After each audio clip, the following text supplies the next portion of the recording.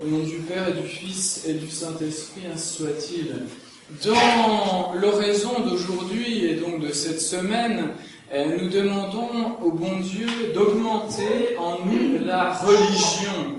Alors la religion, eh bien, qu'est-ce que c'est ? On parle beaucoup de religion au pluriel, n'est-ce pas ? Alors qu'en réalité, religion au pluriel, ça n'existe pas. Ça n'existe pas parce que il n'y a qu'une seule religion. Mais la religion, qu'est-ce que c'est en premier lieu ? Eh bien, c'est quelque chose de plus intime, de plus personnel. La religion, c'est quoi ? C'est une vertu. Une vertu, qu'est-ce que c'est ? C'est une inclination à faire le bien.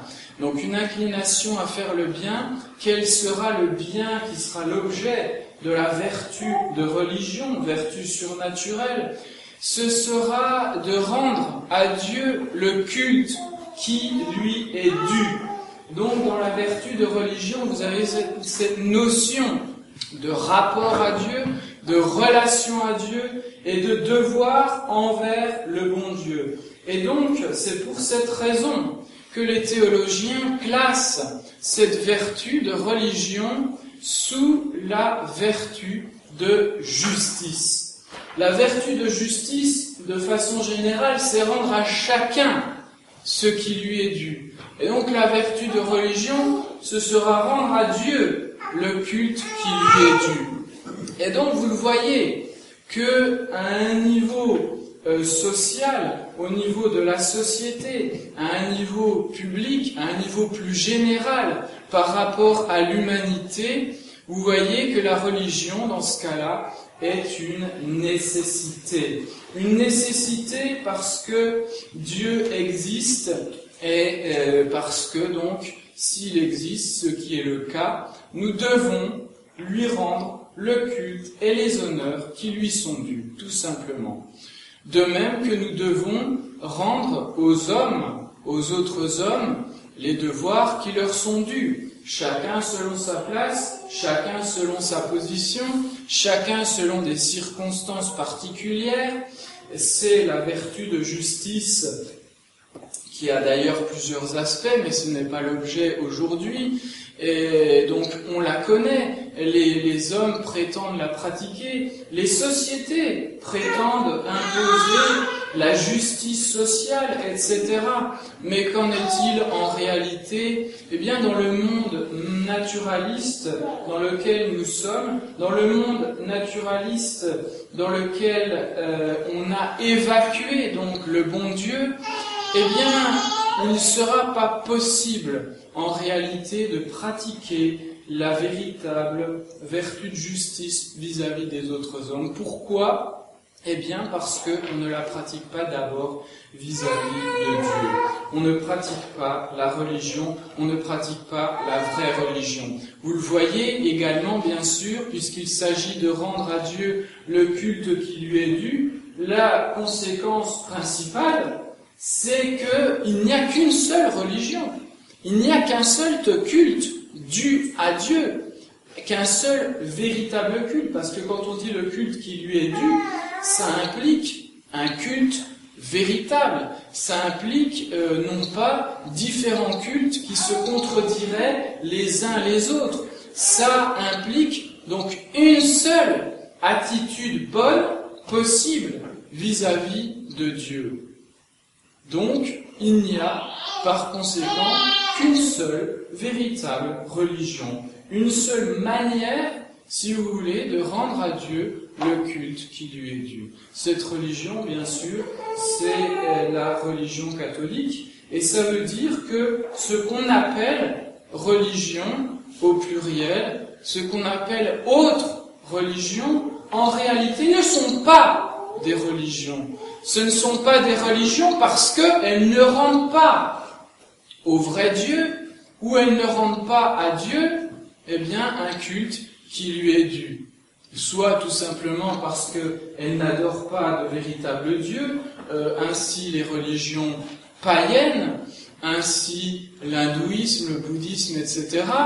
Ainsi, bien sûr, également, le judaïsme, ainsi l'islam, qui prétend adorer un seul Dieu, mais est-ce que c'est le vrai Dieu? Non, parce que il ne croit pas en un des éléments fondamentaux de la divinité, c'est que cette divinité subsiste en trois personnes égales et distinctes.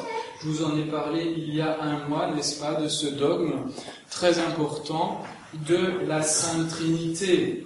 Et donc, en fait, cela condamne tout ce que nous voyons aujourd'hui comme effort, n'est-ce pas, d'écuménisme, de dialogue interreligieux avec les fausses religions, ou du moins les faux cultes, n'est-ce pas, puisqu'en réalité, ce ne sont pas des religions, tout simplement. Et donc, tout cet effort est vain. Il est vain et il met en cause la vérité de la sainte religion. Il met en cause le culte véritable qui est dû à Dieu. Quand Bergoglio se réunit avec ses amis du Bnai Brit, secte maçonnique juive, n'est-ce pas, qui dirige le monde, quand Bergoglio prie avec juifs et musulmans, soi-disant pour la paix, qui est-ce qu'il prie? Est-ce qu'il prie Dieu? Quel culte ils rendent à Dieu? Est-ce qu'ils rendent le même culte? Non. S'ils prétendent rendre le même culte, eh bien alors ce n'est pas le véritable culte, donc ce n'est pas la véritable religion, tout simplement. Il n'y a qu'un seul culte, une seule religion, comme le rappelle bien sûr l'apôtre Saint Paul dans ses épîtres, comme il n'y a qu'une seule foi, qu'un seul baptême, un seul Seigneur, n'est-ce pas? Eh bien, il n'y a qu'une seule religion, une seule manière, si vous voulez, de rendre un culte à Dieu, c'est la religion catholique. Alors, pour le culte, évidemment, nous pourrions aller dans le détail, puisque le culte, c'est spécialement la question de la liturgie, c'est la question de la prière. Voilà pourquoi, de même qu'il n'y a qu'une seule vraie religion, c'est-à-dire d'une façon générale, la manière de croire, donc toutes les vérités révélées par Dieu et enseignées par l'Église, eh bien, il y a aussi un seul culte en particulier, c'est-à-dire une seule véritable liturgie, que ce soit bien sûr un seul sacrifice de la messe, une seule prière de l'Église, évidemment les 7 sacrements, etc. Eh bien, tout cela, c'est le véritable culte de l'Église. Et le changer de manière fondamentale, comme ça a été le cas dans les réformes liturgiques pour de nombreux sacrements, spécialement pour le plus important qu'est la messe, eh bien, c'est montrer en fait un changement total de religion. C'est passer, en d'autres termes là, de la religion catholique à la fausse religion protestante, parce que la, entre guillemets, religion de Paul VI, Montigny, la fausse religion de Jean-Paul II, Ratzinger, Bergoglio, etc. Enfin, ce n'est pas la religion catholique. Leur culte n'est pas catholique. Leur messe n'est pas catholique, n'est pas une véritable messe. Tout cela a été changé dans un but précis, dans le but de se rapprocher non seulement du protestantisme, mais aussi de fausses religions comme le judaïsme actuel, comme l'islam, en employant des formules qui viennent des liturgies juives. Donc, mes bien chers frères, il n'y a qu'une seule véritable religion, un seul culte véritable dû à Dieu, c'est celui que nous essayons de poursuivre ici, de continuer ici.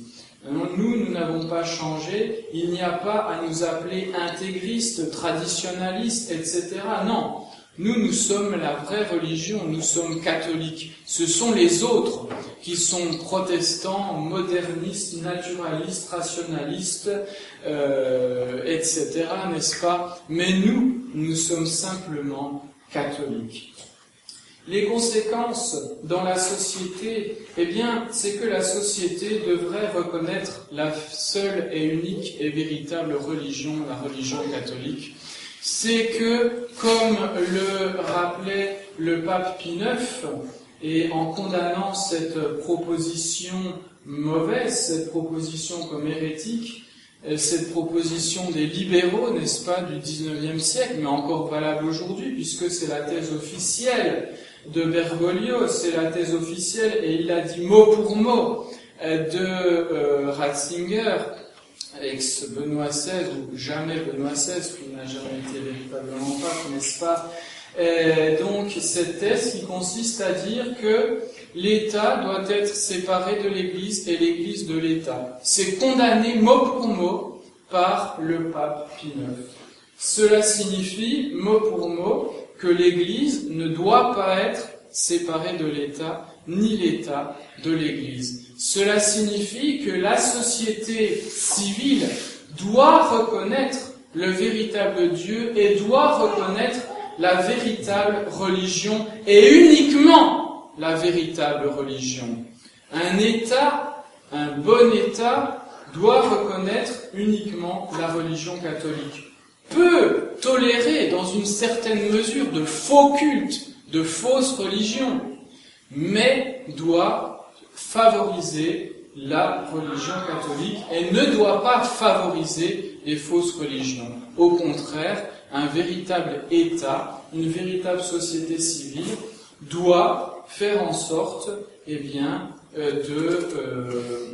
de favoriser la religion catholique et donc par là même de favoriser son apostolat pour que les gens qui sont dans des fausses religions se convertissent à la véritable religion, la religion catholique. Donc vous le voyez, il faut faire attention même dans notre propre mentalité aujourd'hui. On aurait tendance à penser que l'État est incompétent en matière religieuse. Bon, sauf que même si lui-même se prétend incompétent, il ne se gêne pas pour légiférer, n'est-ce pas, par rapport aux religions. Il ne se gêne pas pour favoriser publiquement certains cultes, aujourd'hui, comme l'islam. De même, après les fameux attentats, on a protégé davantage les juifs que les catholiques, par exemple. Donc, s'ils se prétendent neutres, pourquoi ils n'ont pas protégé de la même manière tous les membres de toutes les religions? Déjà, il y a contradiction, mais il ne peut y avoir que contradiction, parce que au niveau religieux, l'État ne doit reconnaître qu'un seul culte, le véritable, c'est-à-dire la religion catholique. S'il ne le fait pas, il est nécessairement, premièrement, dans cette contradiction à laquelle nous assistons, depuis d'ailleurs des siècles aujourd'hui, et il lui est également, deuxièmement, impossible, comme je l'ai dit précédemment, d'assurer la justice et la paix sociale. Et cela lui est absolument impossible parce que si on ne rend pas d'abord à Dieu ses devoirs, il est impossible de rendre correctement les devoirs vis-à-vis des ordres. On est dans le désordre. Il y a un ordre, la vertu de justice, elle doit être pratiquée vis-à-vis de Dieu et vis-à-vis des hommes, évidemment, mais dans cet ordre, d'abord vis-à-vis de Dieu et ensuite vis-à-vis des hommes. De même, d'ailleurs, par rapport à la charité. Ceux qui prétendent pratiquer la charité sans pratiquer l'amour de Dieu, l'amour de notre Seigneur Jésus-Christ, et d'ailleurs, dans l'oraison d'aujourd'hui, sont liés les deux, n'est-ce pas? On demande d'abord à Dieu, au départ, d'insérer, de mettre dans in pectoribus nostris, dans notre poitrine, et si on traduit littéralement, donc ça veut dire quoi? Bien, ça veut dire de mettre au plus profond de nous-mêmes l'amour du nom de Dieu, amorem tui nominis. Et ensuite, on demande à Dieu de nous accorder, presta in nobis religionis augmentum, de nous accorder une augmentation de cette religion. Donc vous le voyez, avant d'abord de penser effectivement à notre propre religion, la religion a une valeur beaucoup plus générale, n'est-ce pas? Mais elle a aussi une valeur très particulière. Nous devons spécialement, chacun d'entre nous, pratiquer cette vertu de religion. Alors comment pratiquer cette vertu de religion? Comment rendre à Dieu le culte qui lui est dû? Bien voilà, en vivant dans la véritable religion, la religion catholique, en suivant le culte de la véritable religion, la religion catholique. Ce qu'on veut dire par là, eh bien, c'est que notre religion, elle passe d'abord par ce qu'on va appeler le culte public, n'est-ce pas? La liturgie catholique, la participation au sacrement, spécialement, évidemment, la messe. Voilà pourquoi l'Église a demandé et oblige les catholiques à assister chaque semaine le dimanche à la messe. Pourquoi cela? Eh bien parce que la religion, c'est d'abord quelque chose de public. Nous devons montrer publiquement à Dieu, et non seulement publiquement, mais je dirais collectivement, en tant que société, eh bien nous devons montrer à Dieu le culte qui lui est dû. C'est ça la liturgie, d'ailleurs, le mot liturgie en grec désigne le culte public. Et donc notre premier devoir de religion, c'est sans aucun doute la participation à la Sainte Liturgie. Alors oui, notre Seigneur Jésus-Christ a dit, eh bien, quand vous priez, enfermez-vous dans votre chambre. Mais est-ce que notre Seigneur Jésus-Christ, en disant cela, exclut la liturgie? Non!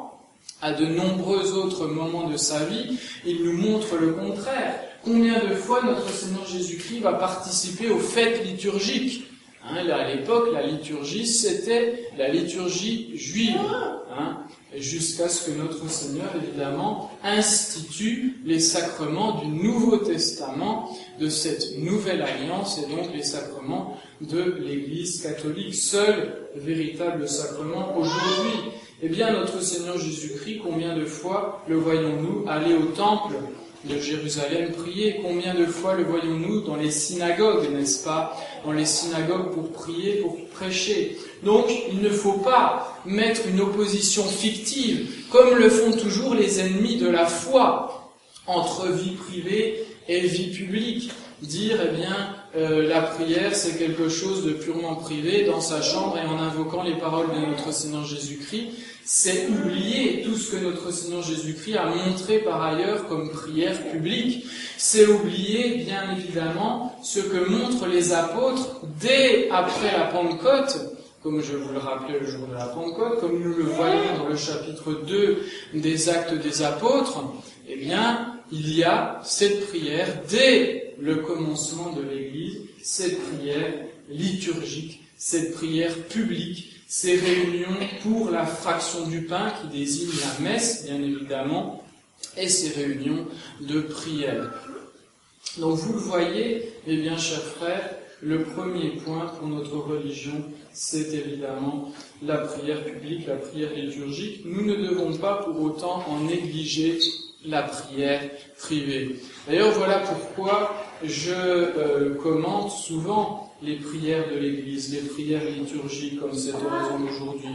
Parce que ces prières, d'une manière ou d'une autre, sont inspirées par le Saint-Esprit, sont inspirées par le bon Dieu. Et donc, elles vont contenir tout ce dont nous aurons besoin pour notre prière particulière. Et voilà pourquoi il y a eu ce mouvement liturgique, spécialement au XIXe siècle, sous l'impulsion de Don Guéranger, restaurateur et abbé de Solesmes, bénédictin, qui a écrit ce magnifique ouvrage, l'année liturgique, qui écrit également les institutions liturgiques, et combattu justement pour mettre dans la piété des fidèles, dans leur prière quotidienne, l'esprit, la mentalité de la prière publique, de la prière liturgique de l'Église. Voilà l'état d'esprit que nous devons essayer d'avoir. Comment rendre à Dieu le culte qui lui est dû? Le meilleur culte à Dieu, c'est la Sainte Liturgie. Donc comment, dans nos prières quotidiennes, rendre à Dieu le culte qui lui est dû? Eh bien, en nous inspirant de ces prières liturgiques, en suivant les prières qu'on trouve spécialement dans les missels. Les missels aujourd'hui sont complets, c'est-à-dire non seulement dans toutes les prières liturgiques les plus importantes, mais aussi les prières approuvées par l'Église les plus importantes. Et donc faisons attention à cet état d'esprit d'aimer finalement toutes les nouveautés au niveau des prières, nouveautés fondées sur les révélations d'un tel, d'une telle, etc. Révélations souvent très douteuses, mais nous n'avons pas besoin de tout cela. Nous avons 20 siècles d'histoire de l'Église, 20 siècles de prière de l'Église. Nous avons notre missel, nous avons notre chapelet, nous avons évidemment le bréviaire, parce que même les fidèles peuvent se pencher dans ces textes de l'Église, que sont les textes du bréviaire, qui reprennent principalement les psaumes, qui reprennent les cantiques principaux que nous trouvons dans l'Écriture, qui reprennent les écrits principaux des pères de l'Église. Et il n'était pas rare autrefois de voir des simples fidèles, des simples laïcs réciter fréquemment, si ce n'est tous les jours, leur bréviaire. Peut-être pas de manière complète, mais parfois de manière complète, mais souvent de réciter 1 heure comme prière du matin, par exemple l'heure de prime, comme prière du soir, les complis, etc. C'était fréquent autrefois. On dit que le poète, l'écrivain Corneille, Pierre Corneille, du XVIIe siècle, récitait son bréviaire. Il était écrivain, il avait une famille, etc. Et bien, comme prière, il récitait son bréviaire. Donc vous le voyez, combien d'exemples. Comment pratiquer la religion? Comment augmenter en nous l'esprit de religion? Eh bien, l'esprit de religion, il faudra le puiser là où est principalement la religion. Où est principalement la religion? Dans la liturgie catholique, dans la liturgie de l'Église. Donc voilà, mes bien chers frères, n'oublions pas, et c'est ce que nous rappellent à chaque fois ces oraisons, que le progrès dans la vie spirituelle, que le progrès dans les vertus, eh bien, est un don de Dieu. Parce que ces vertus sont surnaturelles. Et étant surnaturelles, ce n'est pas par nos propres efforts que nous allons les acquérir, mais c'est par la grâce de Dieu. Une fois que nous avons la grâce de Dieu, quand nous nous maintenons dans la grâce de Dieu, quand nous recouvrons la grâce de Dieu, eh bien, nous recouvrons en même temps toutes ces vertus. Mais plus nous les pratiquerons, plus ces vertus seront enracinées en nous. Plus nous prierons, plus nous suivrons les prières de l'Église, plus nous nous enracinerons dans cette vertu de religion. Eh bien, cela est une grâce de Dieu à laquelle nous devons aspirer, laquelle nous devons demander à notre Seigneur Jésus-Christ, laquelle nous devons également pratiquer. Donc voilà, demandons humblement au bon Dieu pendant toute cette semaine et essayons de nous y appliquer, bien sûr, de notre côté. Demandons à notre Seigneur d'augmenter en nous la religion. Au nom du Père, et du Fils et du Saint-Esprit, ainsi soit-il.